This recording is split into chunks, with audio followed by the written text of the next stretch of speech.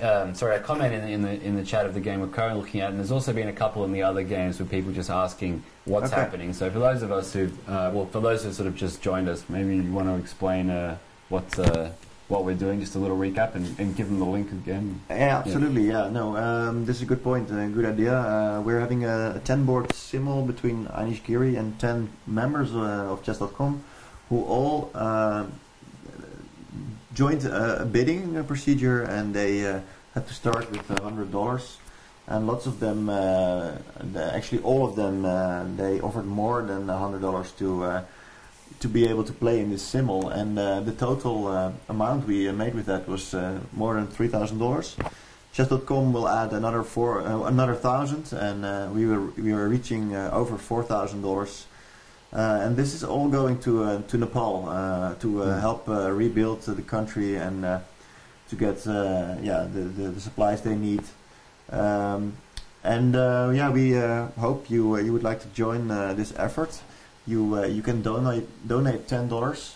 And this link you're seeing, it's a bit of a funny link, but it's a way of making a link smaller, because it's a long link that leads to PayPal actually. And I will paste it in the chat right now, so you can use this link in the chat to you click on it or you copy paste it. I think you have to copy paste it and remove the space. That's for security reasons, that there isn't space there. Remove the space and use it to pay your $10 and help Nepal as well. That would be great. Yeah, it's a small donation, but it'll I think it's definitely a appropriate amount to see Anish in action, listen to some chess, and also it's I was very interested when we were talking to Anish before to hear that he's been doing some work in Nepal, some charitable work even before the earthquake, and being part Nepalese. So it would be nice to quiz him about that, find out what he's up to there as well. It's turning into a bit of an ambassador. Absolutely, which is good. It's great. Yeah, great. Yeah. And we're very proud of him in this country, me being half Dutch, as you say. If I only can pronounce the words correctly. Yeah, you're actually living in Amsterdam, and me too. And this is where we are broadcasting from Amsterdam, the Netherlands. And of course, Anish also lives in the Netherlands, somewhere else in the country. And but enough about my country. This is all about Nepal, of course. That's right. Let's quickly go back to the games. We'll just briefly stick with Bad Brownie, because we might just have reached a critical moment. Bad Brownie playing E5, eventually going for this move that we were talking about, but maybe just miscalculated slightly. It's definitely the theme to play E5, but if you can see on the board, Anish very quickly whipping out knight C takes E4, and it may just have dawned on Bad Brownie that having allowed the capture on E5 by White's D pawn, there's now a pin on the board, the queen on D2 pinning the D5 pawn to the queen on D6, and that means the E4 square has one less defender than before. So I think that means that it's just a piece that's gone Anish's way. Aye. Yeah, if we go back just a couple of moves, there were a couple of... Black was doing okay, huh? I agree. I mean, E5 was possible if you were to take back with a piece in this position, like, for instance, the queen, but it's not ideal, really, to take back with the queen. But it was possible to keep yourself in the game, but then the knight on C6 would be undefended, so maybe knight takes E4 is winning a piece there. Taking with the rook was also possible, but then bishop F4... is a pin of the rook. So I think maybe things have just gone wrong. But if we go back just one move to this position, key moment, there's a couple of options. H6 might actually have been possible. We were talking about it before. The idea being that if the knight takes on E4, you take back, and the D4 pawn's going to be a bit weak. Also, I thought about H5 as a possibility here, because Anish has gone a little bit... He's been a little bit cheeky by playing G4. I thought H5, just try and... jostle the pawns on the king side a bit, might have been okay. I thought Black's position was alright, to be honest. But the way things have gone, unfortunately, this game not looking particularly good for Bad Brownie now. We'll leave it. We'll move on. Yeah, it's too bad because he started late and he put up a good fight. I like the way that he played with the opening. Full piece is going to be tough against the 2700. It's going to be tough, and he's down on time as well. So all right. Now Emery Bolt has just finished, so we'll just quickly go the last couple of moves there. Anish didn't make any comments this time around, I believe. Maybe it will follow. Yes, after knight e7. Anish, look, he missed bishop a3 again. You know, this guy... we have to ask him about it. We'll have to, yes. Emery Bolt, bishop a3. Yeah, no, I think Anish just wanted to finish this one off, so a quick simplification and 2 pieces up. So that's... Emery Bolt, really, like, I like this big sacrifice on g4 in the opening, you know, really ambitious stuff, but didn't follow up with it very well. Once you got the initiative for material, you really got to make use of it. Couldn't keep it together. So that's another one down. So let's flip now to Miso Walker. I can't remember which opening was. I think it was the King's Indian. This was the King's. King's Indian attack where Black didn't go for c5. Yeah, and allowed this b4. And we were talking before about how often in the King's Indian attack, White wants to play on the king side, but because Miso Walker's been a bit lazy with his queenside play, that means that Anish has sort of switched focus, and he's done a pretty good job by looking at the position we were looking at before. He's just blasting through on the queenside. Yeah, a5. You know, I think gaining a little bit of space. I think that Miso Walker was getting a bit worried that Anish would just carry on a5, a6. Yeah. But on the other hand, it does leave the b6 square a bit weak. And now he's basically saying, I'm going to block everything there and I hope for the best. Which is not so stupid, really. I mean, he was in a really tough psychological position. So, but if you have a look at the moves that Black's made, he's played c6 and then c5, so he's wasted a move. He's also wasted 2 whole tempi by playing knight c6 and knight b8. Yeah. Plus he's black. And b6 would not solve all your problems because you simply have less space there. Yeah. So you will have trouble finding good squares for your pieces on the queen side, even though you blocked the whole queen side. Yeah. Although, like you said, at least blocking things up, tempo play becomes a little bit less critical. Right. Maybe you got some hope of moving, slowly developing your pieces. So I think that's why Anish has decided to sort of almost radically change the pawn structure, gain even more space in the center.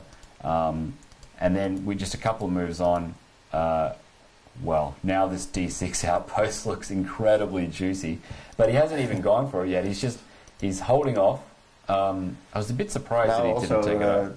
The structure is now clearly better for White as well. Yeah, I don't know if I would have played bishop g5 if I was Anish, but anyway, we'll go through it because, like you say, this is clearly better as well. And he's got a huge outpost, and then. Now this move b6, we'll just go through this move b6, just permanently separating the black pawns from each other. So the pawns on a5 and c5 separated from b7. b7 a huge target. Position looks really difficult for Black, I'd say. And Miso Walker down to 14 minutes, so he's really got a tough battle. On the other hand, he has not down any material. That's the only good thing. But it's ugly. It is. It's pretty ugly. Not so easy, yeah. Still, while there's life, there's hope. Now, Roland is already into an endgame, but unfortunately he seems to be one knight behind. Ooh. Which is not good. Is Anish going for 10-0 here? I think so. He's going really quickly really as well. Really quickly, yeah. Yeah, I don't know how he won the piece. Let's find out how he won the piece, because we entered the endgame when he was a pawn up, and we were saying, well, it's a pawn. A pawn's a pawn. It's a technical win for Black, but at least the queens are off the board. But then something must have gone wrong with his knight, and it's right about here, this moment. The knight needed to come back to a4, which is not very desirable, but going to a6, c5, and now the knight is trapped. I guess here, b4 is your only move. b4 is your only hope. You should be able to keep it alive for a bit, but what happened? Okay, it flipped ahead. Let's go back. We better flip ahead quickly, because he looks like It looks like there's lots of moves happening. He's still okay, but then what did he do? He's decided to sacrifice here. I guess he decided enough is enough. To be honest, I mean the threat is knight b7 and then knight a5 checkmate. Knight b7, that's a nice one. Knight to a5 and checkmate. Yeah, and because the only open file is the d file and that's controlled, things are pretty much hopeless. I guess the only try was to play sort of king b3, knight b7, and then play g4 or something. But it is but then you go c4. And then you can go to a4 and then you can sit the king on a4, but it looks pretty sick. There's knight on a6. It's completely out of the game. So if you would play that, both your king and your knight would be completely stuck there. And the rook's not exactly a fantastic piece. Rook d3 is next, then you resign. Roland deciding to get a couple of pawns, and if you could get this pawn to c5, at least that he could cause some problems. But the issue is he's just one move too slow, which means that Black's able to take the blockading squares, and that means that once the rooks get exchanged, I think there'll be a reasonably swift end to this game here. Anish is going to come back, just take off the rook with the pawn, and he's going to bring his king in via the a file, take the a3 pawn, take the c pawn, and there'll be a quick finish to the game, I believe. Yeah. So we'll leave this one. I think we haven't looked at Chess Maniac's game in a while. This game is finished. Oh no, I'm mistaken. No, it's not finished. I thought I saw a result there, but it's not. Well, the clocks have stopped. What is going on here? Did the game finish? Yes, the game is finished, but I believe that Giri lost. Seriously? Yes. Wow. Yes. Wow. Whoa. Let's check what happened. He did a7. Yeah, black is lost. White is queening one of his pawns. This is a beautiful final position. Yes, it is. Let's have a look. So Anish has done a lot of... Which game was this? This is against Chess Maniac, 3298. Anish has done a lot of chatting in the channel. You can see there's a lot of graciousness by Anish in their chat. We looked at this. It was this Grunfeld position. We'll go all the way to the position where we left it. Actually, we had this pawn on h5. Anish played a very strong move, bishop d3, rook fe1, and if you remember, we were talking about this move c4, and I was saying that c4, queen a2, knight b4 traps the queen. Yes, but that looked very good for black. Yeah. But we said that after c4, both bishop takes b6 and queen b5, I couldn't see anything concrete for black. And in fact, after c4, queen b5 was played, I felt the position should be reasonably good for black, but I couldn't see anything. Knight c7, and then this very nice move, bishop takes b6 with a little pin, picking up a pawn. Now, I thought that he was going to win a pawn back here on d5. But I guess it wasn't working. I thought that he could play bishop takes c3 and knight takes d5, but maybe after queen takes b7 he's losing a piece. So I guess maybe Anish has just lost a pawn here. So maybe c4 was a blunder, because it looks like this endgame doesn't look horrible. He's a pawn down, but he's got two bishops. The pawn on d5 is still firmly blockaded, but this is an excellent move, bishop e4. Really nice, swapping off that powerful bishop. Still, what a great move, knight b5. Okay, because bishop d4 looks like quite a strong move in this position. And now if you play rook e1, then probably Anish would take a whole bunch of pieces and win the d5 pawn, and the game is heading towards a drawn rook and pawn endgame. But instead, knight b5, excellent move, winning the pawn on b7. And now we go into this knight and bishop endgame. Anish in serious trouble. I think the pawn just runs all the way home, actually. Great finish here, really great. If we have a look at this move, king b5.